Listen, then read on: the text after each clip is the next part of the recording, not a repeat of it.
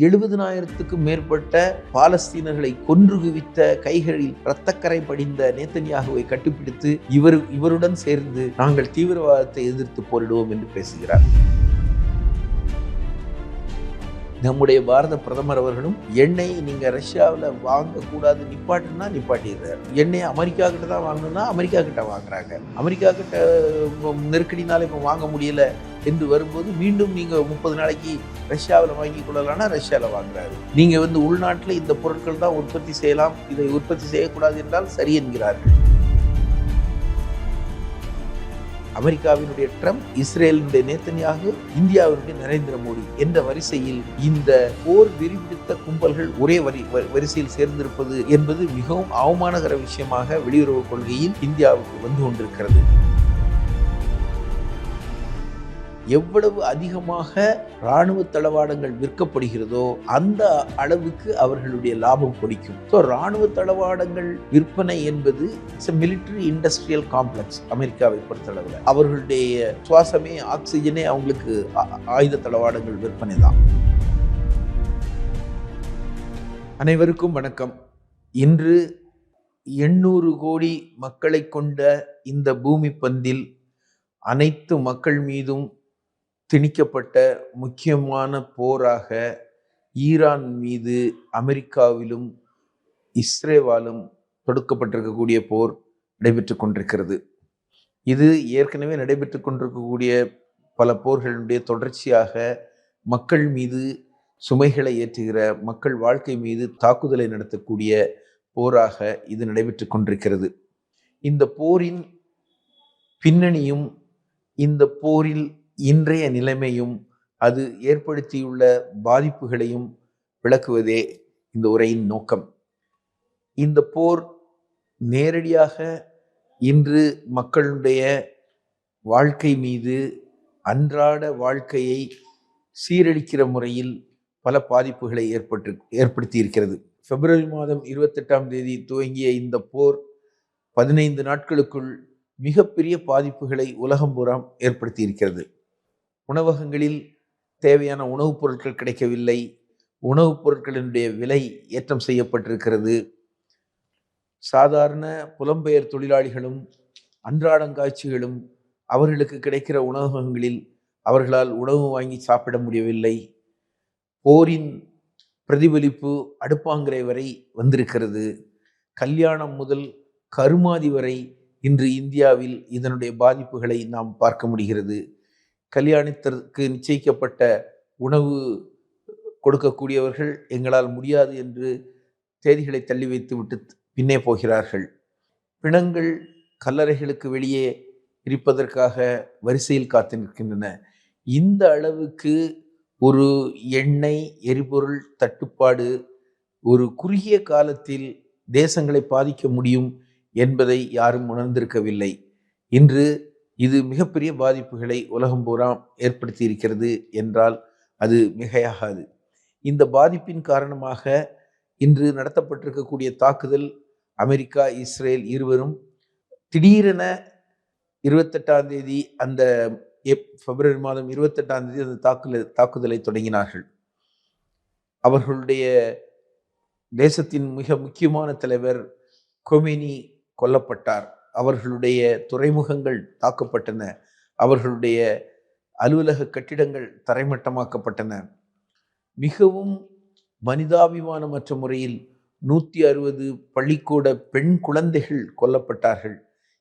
இவ்வளவு பெரிய பாதிப்புகளை ஏற்படுத்திவிட்டு தங்களுக்கு ஏதும் தெரியாது என்று அமெரிக்காவும் இஸ்ரேலும் நாங்கள் ஒரு ஆட்சி மாற்றம் செய்வதற்காக மட்டுமே இந்த போரை நடத்தி கொண்டிருக்கிறோம் என்று அவர்கள் பேசிக்கொண்டிருக்கிறார்கள்.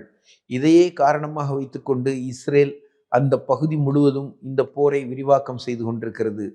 ஹெஸ்புல்லாவை காரணம் காட்டி லெபனான் மீதும் அந்த பிராந்தியங்களில் இருக்கக்கூடிய தனக்கு எதிராக இருக்கக்கூடிய நாடுகள் மீதும் அவர்கள் போர் தொடுக்கிறார்கள். அந்த அளவுக்கு இந்த போர் இன்று ஒரு உக்கிரமான நிலைமை அடைந்து வருகிறது. இன்று அது உலகம் பூராவும் பறந்து கொண்டிருக்கக்கூடிய பயணிகளுடைய விமான போக்குவரத்து சேவையை மிகப்பெரிய அளவுக்கு பாதித்திருக்கிறது. குறிப்பாக அமீரகம் மற்றும் வளைகுடா நாடுகளில் இருக்கக்கூடிய Saudi Arabia, Bahrain, Qatar, Oman போன்ற நாடுகள் வழியாக செல்லக்கூடிய அனைத்து விமானங்களும் இன்று நிறுத்தப்பட்டிருக்கின்றன.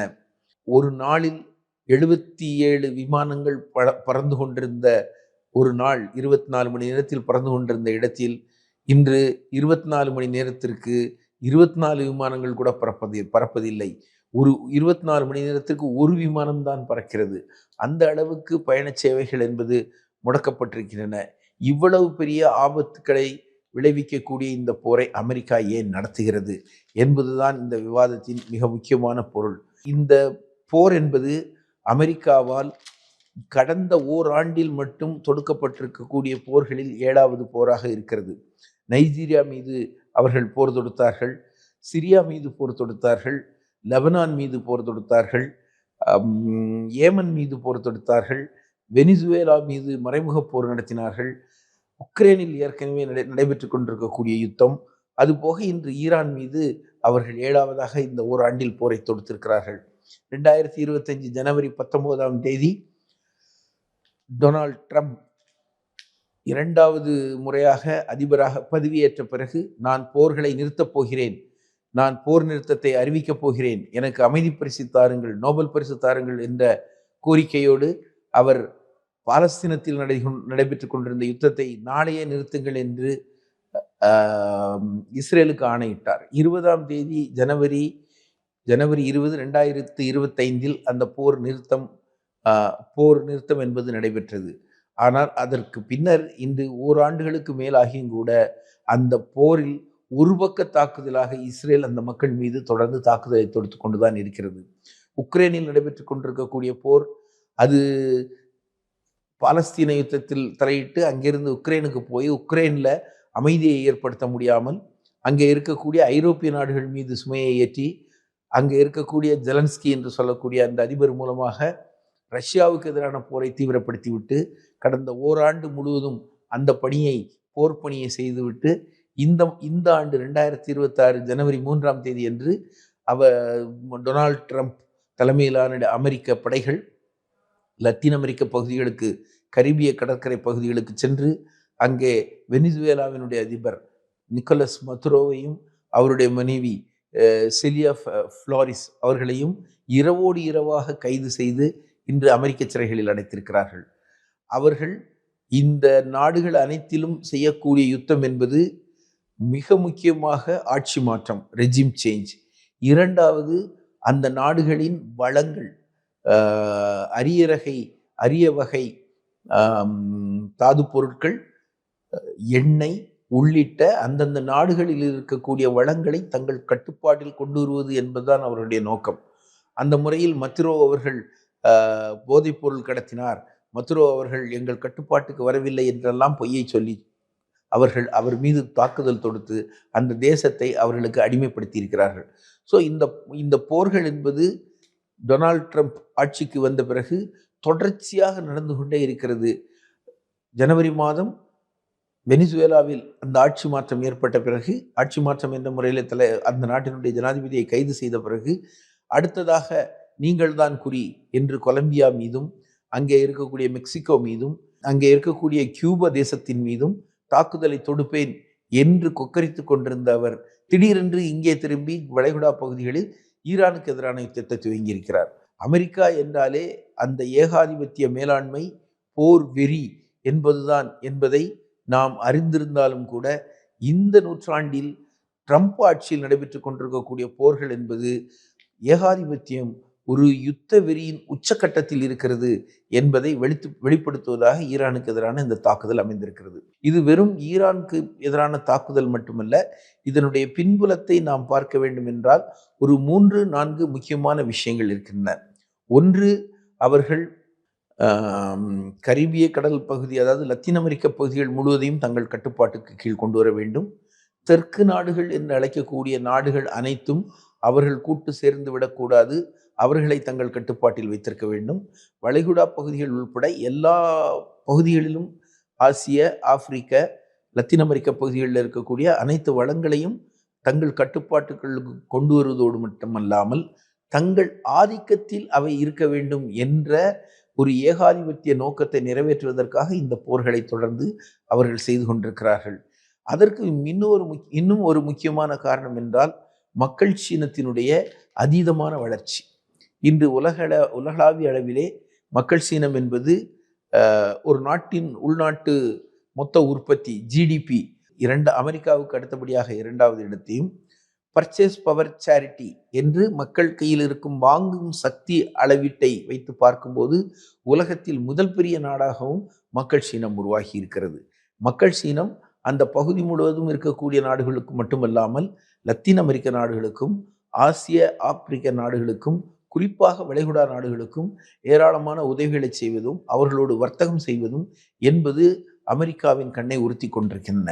குறிப்பாக லத்தீன் அமெரிக்க நாடுகளில் வெனிசுவேலாவுக்கு ஈரான், மக்கள் சீனம், ரஷ்யா போன்ற நாடுகள் தொடர்ந்து உதவி செய்வதன் மூலம் அவர்கள் தங்களை கேள்வி கேட்கிறார்கள் என்ற நோக்கத்திற்காகவே அவர்கள் இந்த வெனிசுவேலாவினுடைய அதிபரை கடத்தி இருக்கிறார்கள்.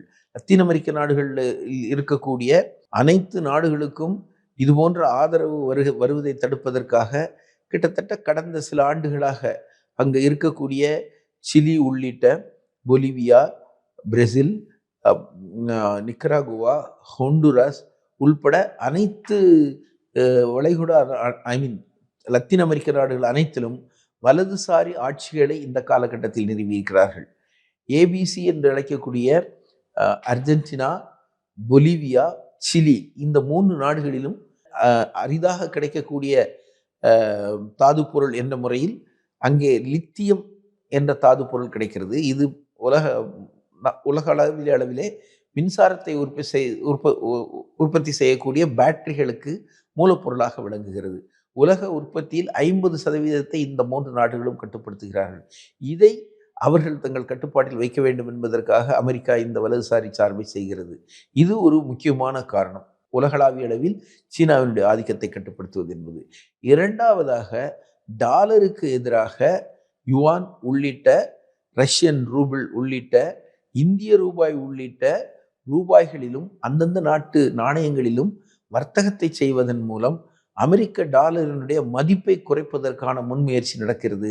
அதை கட்டுப்படுத்த வேண்டும். மாற்று உலகம் என்ற முறையில் BRICS, IBSA forum, Shanghai cooperation countries என்று பல்வேறு அமைப்புகள் உருவாகிறது.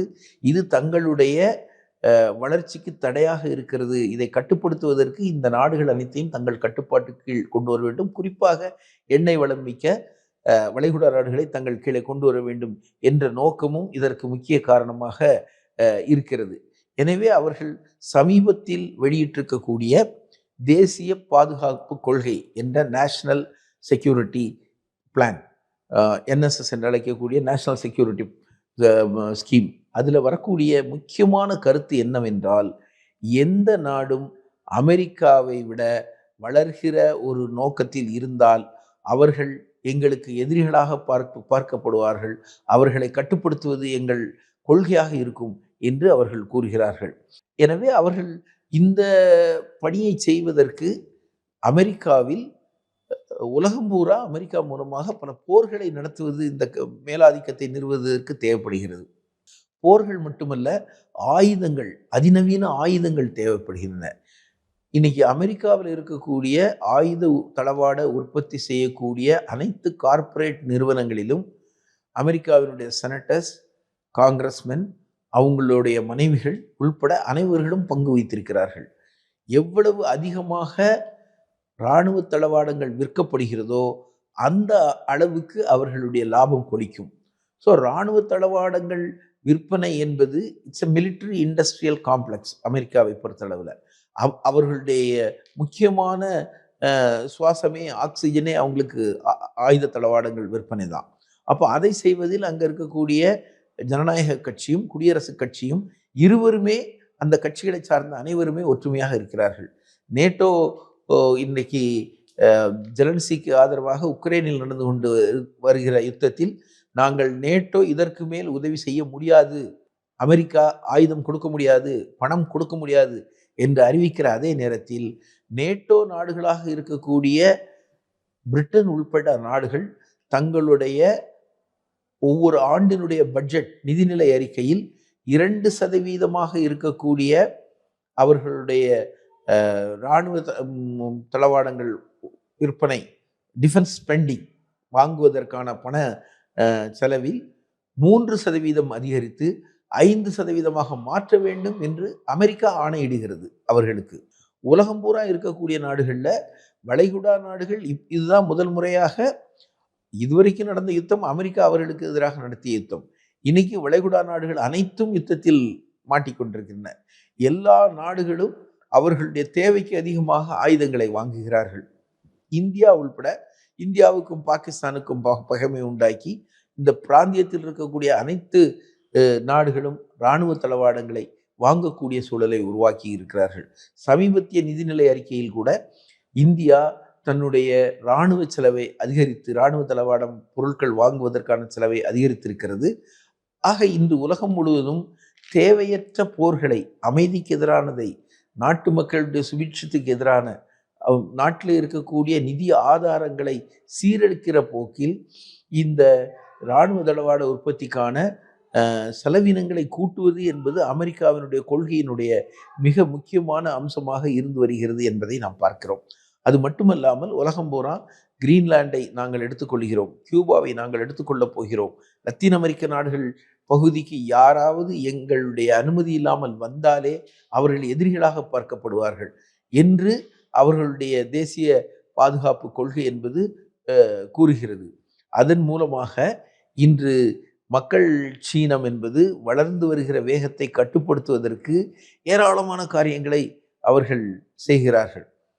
சமீபத்தில் இந்தியாவிற்கு வந்திருந்த அவர்களுடைய காமர்ஸ் செக்ரட்டரி லேண்டாவ், அவர் இங்க நடக்கிற ஒரு கூட்டத்தில் நம்முடைய அதிகாரிகள் உள்பட, அரசியல் கட்சியினுடைய பிரதிநிதிகள் உள்பட, மந்திரி பிரதானிகள் உள்பட கலந்து கொண்ட கூட்டத்தில் பேசும்போது என்ன சொல்கிறார் என்றால், நாங்கள் இந்தியாவை வர்த்தக ரீதியாக வளர அனுமதிக்க மாட்டோம், கட்டுப்பாடுகளை விதிப்போம், நாங்கள் சொல்வதை நீங்கள் கேட்க வேண்டும், நாங்கள் ஏற்கனவே சீனாவை அனுமதித்தது போல் அவர்கள் வளர்ந்து எங்களையே இன்று சவால் விடக்கூடிய நிலைமைக்கு வளர்ந்திருப்பது போல் இந்தியாவை வளர்வதற்கு நாங்கள் அனுமதிக்க மாட்டோம் என்று வெளிப்படையாக அவர் அறிவிக்கிறார்.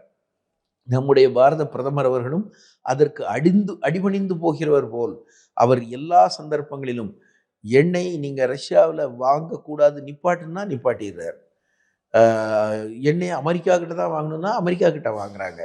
அமெரிக்கா கிட்ட நெருக்கடினால இப்போ வாங்க முடியல என்று வரும்போது மீண்டும் நீங்கள் 30 நாளைக்கு ரஷ்யாவில் வாங்கி கொள்ளலாம்னா ரஷ்யாவில் வாங்குறாரு. நீங்கள் உள்நாட்டில் இந்த பொருட்கள் தான் உற்பத்தி செய்யலாம், இதை உற்பத்தி செய்யக்கூடாது என்றால் சரி என்கிறார்கள். இங்கே இருக்கக்கூடிய ரிலையன்ஸ் அம்பானியினுடைய கம்பெனி டெக்சாஸில் 30,000 கோடி டாலர் அளவுக்கு முதலீடு செய்து ஒரு எண்ணெய் சுத்திகரிப்பு ஆலையை 50 ஆண்டுகளுக்கு பிறகு முதல் முறையாக நாங்கள் உருவாக்கப் போகிறோம் என்று இந்திய முதலாளி என்ன செய்ய வேண்டும் என்பதை ட்ரம்ப் அறிவிக்கிறார். ஸோ அந்த அளவுக்கு இந்தியாவினுடைய வெளியுறவு கொள்கை என்பது மிகவும் கடுமையாக பாதிக்கப்பட்டு அமெரிக்காவுக்கு அடிமையாக மாற்றப்பட்டிருக்கிறது. அதன் காரணமாகத்தான் இந்த போர் துவங்கிய உடனே இந்த போரை கண்டிக்க இந்தியா மறுத்துவிட்டது. இந்த போரில் அந்த நாட்டு ஈரான் நாட்டினுடைய அதிபர் கமேனி கொல்லப்பட்டதை கண்டித்து எந்த அறிக்கையும் விடவில்லை. நமக்கும் அவர்களுக்கும் இடையே பாரம்பரிய உறவும், அவர்கள் நமக்கு ரூபாயில் எண்ணெய் கொடுத்ததும், தொடர்ந்து இன்னும் எண்ணெய் வழங்கி கொண்டிருப்பதும் உட்பட பல உதவிகளை செய்யக்கூடிய ஈரானுக்கு ஆதரவாக இந்தியா தன் சுண்டு விரலை கூட அசைக்கவில்லை. கமேனி இறந்ததற்கு 3 நாள் கழித்து வெளியுறவுத்துறை அமைச்சகத்திலிருந்து ஒரு அதிகாரி போய் அங்கே இருக்கக்கூடிய கண்டோலன்ஸ் ரெஜிஸ்டரில் கையெழுத்து போட்டு வந்தாருங்கிறதுக்கு மேலே எந்த எதிர்ப்பையும் தெரிவிக்கவில்லை. 28ஆம் தேதி இந்த ஈரானுக்கு எதிரான யுத்தம் துவங்கும் போது 26ஆம் தேதி பிப்ரவரி மாதம் பாரத பிரதமர் மோடி அவர்கள் இஸ்ரேலுக்கு விஜயம் செய்கிறார். இஸ்ரேலினுடைய பாராளுமன்றமோ அந்த நாட்டினுடைய ஸ்டேட் கெஸ்ட், அரசு விருந்தினராக அவர் செல்லலை. அவர் பெஞ்சமின் நேத்தன்யாகு என்ற அந்த தலைவருடைய அழைப்பின் பேரில் போறாரு. அந்த தலைவர் உதவி செய்ததன் மூலம் அந்த நாட்டு பாராளுமன்றத்தில் பேசுறாரு. அந்த பாராளுமன்றத்தில் இல்லாத ஒரு மெடலை உருவாக்கி அதை சிறப்பு அங்கீகாரமாக மோடி அவர்களுக்கு கொடுக்கிறார்கள். மோடி பெஞ்சமின் நேத்தன்யாகு என்ற அந்த போர் குற்றவாளியை கட்டிப்பிடித்து 70,000க்கும் மேற்பட்ட பாலஸ்தீனர்களை கொன்று குவித்த, கைகளில் இரத்தக்கரை படிந்த நேத்தன்யாகுவை கட்டிப்பிடித்து இவருடன் சேர்ந்து நாங்கள் தீவிரவாதத்தை எதிர்த்து போரிடுவோம் என்று பேசுகிறார். 26ஆம் தேதி இஸ்ரேலுக்கு போறாரு. இஸ்ரேலும் அமெரிக்காவும் 28ஆம் தேதி இந்த யுத்தத்தை நடத்துகிறார்கள் என்றால் இந்த யுத்தத்தை பற்றி மோடிக்கு தெரியாதா? இதை தடுத்திருக்க முடியாதா? அப்படி என்றால் இந்திய வெளியுறவு கொள்கை என்பது அமெரிக்காவினுடைய ட்ரம்ப், இஸ்ரேலினுடைய நேத்தன்யாகு, இந்தியாவினுடைய நரேந்திர மோடி என்ற வரிசையில் இந்த போர் வெறிபிடித்த கும்பல்கள் ஒரே வரிசையில் சேர்ந்திருப்பது என்பது மிகவும் அவமானகர விஷயமாக வெளியுறவு கொள்கையில் இந்தியாவுக்கு வந்து கொண்டிருக்கிறது. அதன் காரணமாகத்தான் இந்தியாவிலே விசாகப்பட்டினம் நகரில் நடைபெற்று கொண்டிருந்த மிலன் கண்காட்சிக்கு வந்திருந்திருக்கக்கூடிய ஈரானுடைய கப்பலை, ஐரிஸ் தேனா என்ற கப்பலை இலங்கை கடற்கரைக்கு அருகில் இந்து மகா சமுத்திரத்தில் அவர்களுடைய நீர்மூழ்கி கப்பல், அமெரிக்காவினுடைய நீர்மூழ்கி கப்பல் ஈரானினுடைய நிராயுதபாணியான சாதாரண மாலுமிகள் கொண்ட கப்பலை சுட்டு வீழ்த்தி 187 மாலுமிகள் கொல்லப்பட்டிருக்கிறார்கள். அமெரிக்கா செய்கிற அனைத்து அயோக்கியத்தனங்களையும் பொறுத்து கொண்டு அவர்களுக்கு கண்டனம் தெரிவிக்காமல், ஆனால் அதே சமயத்தில் ஈரானிடம் நீங்கள் எங்களுக்கு எண்ணெய் கொடுங்கள் என்று பேச்சுவார்த்தை நடத்துகிறார்கள். ஈரான் எண்ணெயை கொடுக்கிறது. இப்போது போர் துவங்கிய போது இருந்ததை விட கொஞ்சம் அதிகமான எண்ணெய் கப்பல்கள் ஹார்மஸ் ஜலசந்தி வழியாக இந்தியாவுக்கு எல்பிஜி என்று அழைக்கக்கூடிய லிக்யூஃபைடு நேச்சுரல் கேஸ் உள்பட எண்ணெய் பொருட்கள், குரூட் ஆயில் உள்பட அவைகள் வந்து கொண்டிருக்கின்றன. ஓரளவுக்கு இந்த பிரச்சனையை நாம் தாக்குப்பிடிக்க முடியும் என்று நினைக்கிறோம். ஆனால் அமெரிக்காவினுடைய குயுக்தி என்பது மிக மோசமானது. அவர்கள் உலகம் பூரா கிட்டத்தட்ட 860க்கும் மேற்பட்ட தளங்களை வைத்திருக்கிறார்கள். அந்த தளங்களின் முக்கியமான தளங்களை சவுதி அரேபியாவிலும், ஓமானிலும், ஐக்கிய அரபு அமீரகத்திலும், பஹ்ரைனிலும், கத்தாரிலும், இந்த பகுதி முழுக்க வளைகுடா நாடுகளில் கொண்டு தங்களுடைய தளங்களை நிறுவி இருக்கிறார்கள். அந்த தளங்கள் அங்கே இருக்குதுன்னா அந்த தளங்கள்ல இருந்தா ஈரான் மேல அமெரிக்காவும் இஸ்ரேலும் தாக்குதல் தொடுக்கிறாங்க. அப்படின்னா என்ன அர்த்தம்? ஏற்கனவே ஐரோப்பாவில் எப்படி ரஷ்யாவுக்கு எதிராக நீங்க உக்ரைன்ல ஏவுகணைகளை நிறுவி ரஷ்யாவுக்கு எதிராக தாக்குதல் நடத்தினார்களோ, அதே போல வளைகுடா நாடுகளில் போருக்கு சம்பந்தமில்லாத இந்த 6-7 வளைகுடா நாடுகளில் இருக்கக்கூடிய தங்கள் தளங்களிலிருந்து ஈரானை தாக்கும்போது ஈரான் திருப்பி தாக்குவது என்பது தவிர்க்க முடியாததாக ஆகிவிடுகிறது. இந்த போரில் அனைத்து வளைகுடா நாடுகளும் அமெரிக்காவோடு இல்லை. வேறு வழி இல்லாமல் நிர்பந்தத்தின் காரணமாக அமெரிக்காவோட அந்த தளங்களை அனுமதிக்கிறார்கள். அந்த தளங்களிலிருந்து தாங்கள் தாக்கப்படுவதனால் அந்த தளங்களை ஈரான் திருப்பி தாக்க வேண்டிய சூழல் ஏற்பட்டிருக்கிறது. இராணுவ ரீதியாக மிக நல்ல வலிமையை கொண்டிருக்கக்கூடிய ஈரான் அமெரிக்காவுக்கு பேச்சுவார்த்தைக்கும் வரமாட்டேன், நீங்கள் என்னை தாக்கினீர்கள், இந்த நிபந்தனைகள் அடிப்படையில் தான் பேச முடியும் என்ற முறையில் திருப்பி தாக்கியதன் விளைவாக இன்று அமெரிக்காவினுடைய கை மட்டுப்பட்டு இருக்கிறது. அதன் காரணமாகத்தான் அவர்கள் இன்றைக்கு ஹோர்மஸ் ஜலசந்தியிலிருந்து எண்ணெய் கப்பல்களை வெளியே எடுக்க உலக நாடுகளே நீங்கள் உங்கள் படைகளை கொண்டு வாருங்கள், கப்பல்களை கொண்டு வாருங்கள் என்று உலக நாடுகள் அனைத்தையும் இந்த போருக்குள் இழுப்பதற்கு ட்ரம்ப் முயற்சி செய்கிறார். இன்னைக்கு ஒரு நாடும் போக மாட்டேன்னு சொல்லிட்டாங்க. இன்னைக்கு பசிபிக் மகா சமுத்திரத்தில் பகுதியில் இருக்கக்கூடிய ஜப்பான், தெற்கு கொரியா, சவுத் கொரியா, ஆஸ்திரேலியா உள்ளிட்ட நாடுகள் இந்த போரில் நாங்கள் தைவான் உள்பட இது போன்ற நாடுகள் இந்த போரில் நாங்கள் இடைய மாட்டோம் ஹார்மஸ் ஜலசந்திக்கு என்று அவர்கள் அறிவித்து விட்டார்கள். நேட்டோ நாடுகளாக இருக்கக்கூடிய ஐரோப்பிய நாடுகளை நீங்கள் வாருங்கள் என்று இவர் அழைப்பு விடுத்ததை அநேகமாக அனைத்து நாடுகளும் நிராகரித்து விட்டன, பிரிட்டனை தவிர. ஸ்பெயின் போன்ற நாடுகள் எங்கள் தளங்களை பயன்படுத்தி எங்கள் தளத்திலிருந்து ஈரானுக்கு எதிராக போர் நடத்தக்கூடாது என்பதில் உறுதியான நிலைப்பாட்டை எடுத்திருக்கிறார்கள். அமெரிக்காவினுடைய இராணுவ வீரர்கள் கொல்லப்பட்டு அவர்களுடைய பாடி பேக்ஸ் இன்று அமெரிக்காவில் போய் இறங்கக்கூடிய சூழல் ஏற்பட்டு விட்டது. அமெரிக்காவினுடைய வானத்திலேயே எண்ணெய் நிரப்பும் விமானங்கள் சுட்டு வீழ்த்தப்பட்டிருக்கின்றன. ஐக்கிய அரபு அமீரகம், பஹ்ரைன், கத்தார் பகுதியில் இருக்க, சவுதி அரேபியா, ஓமன் உள்பட பகுதிகளில் இருக்கக்கூடிய மிக நுண்ணிய ரேடர்கள் இன்று ஈரானால் தாக்கப்பட்டு அழிக்கப்பட்டிருக்கின்றன. அதன் காரணமாக அவர்கள் மிகவும் சுலபமாக அமெரிக்காவின் கப்பல்களை தாக்குகிறார்கள். அதை தாக்கியதன் மூலமாக USS ஆப்ரஹாம் லிங்கன் என்ற அவர்களுடைய கப்பல் பின்னுக்கு போக வேண்டிய சூழல் ஏற்பட்டிருக்கிறது. ஆக அமெரிக்கா இன்று பொறியில் மாட்டிய எலி போல் படையை வாபஸ் பெற முடியாமலும், போரை தொடர முடியாமலும், போரில் நாங்கள் வெற்றியடைந்து விட்டோம் என்று பொய்யுரையை கூறிக்கொண்டு ஆனால் இந்த போரை நடத்தி கொண்டிருக்கிறார்கள். எனவே இந்த போர் என்ன செய்ய போகிறது என்ற கருத்து தான் இப்போது இருக்கிறது. இந்த போரும் உக்ரைன் ரஷ்யாவுக்கு இடையே நடைபெற்று கொண்டிருக்கிற போர் போல ஒரு நீடித்த போராக இருக்கும். நினைத்த நேரத்தில் ஈரானை தாக்குவதற்கு இஸ்ரேல் தனது இராணுவத்தையும் தன்னுடைய இராணுவ தளவாடங்களையும் இராணுவ தளங்களையும் பயன்படுத்தி தாக்குதலை தொடுத்து கொண்டுதான் இருப்பார்கள். அப்படி என்றால் இந்த வளைகுடா நாடுகளுடைய அன்றாட வாழ்க்கையை சரி செய்வதற்கான பேச்சுவார்த்தைகள் நடைபெற்று உலக அபிப்பிராயத்தின் அடிப்படையில் அவை தீர்க்கப்பட்டால் ஒழிய சகஜ நிலை திரும்பாது. இது உலகளவிய அளவில் எண்ணெய் விலையை மிக கடுமையாக உயர்த்தும். போருக்கு முன்னதாக 15 நாட்களுக்கு முன்னதாக பெர் பேரல் $40, $45, $50 என்று இருந்தது. இன்று $120, $130, $150 பெர் பேரல் என்ற அளவுக்கு கிட்டத்தட்ட 3 மடங்கு விலை உயர்ந்திருக்கிறது. இது அன்றாட எண்ணெய் நுகர்விலும் மக்களுடைய பொருட்கள் வாங்குவதிலும் மிகப்பெரிய பாதிப்புகளை உண்டாக்கி இருக்கிறது.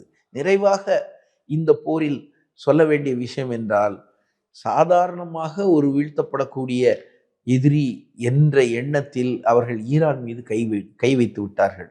ஆனால் ஈரான் பலத்த ஆயுதம் பொருந்திய ஆயுதங்களை கொண்டிருக்கக்கூடிய, ஏவுகணைகளை கொண்டிருக்கக்கூடிய, ட்ரோன்களை கொண்டிருக்கக்கூடிய, தளவாடங்களை கொண்டிருக்கக்கூடிய நாடாக மட்டும் இல்லாமல் அதை அமெரிக்கா போன்ற நாட்டை எதிர்த்து போரிடுகிற உறுதியும் படைத்த நாடாக இருக்கிறது. அதற்கு அவர்களுடைய வரலாறு காரணம்.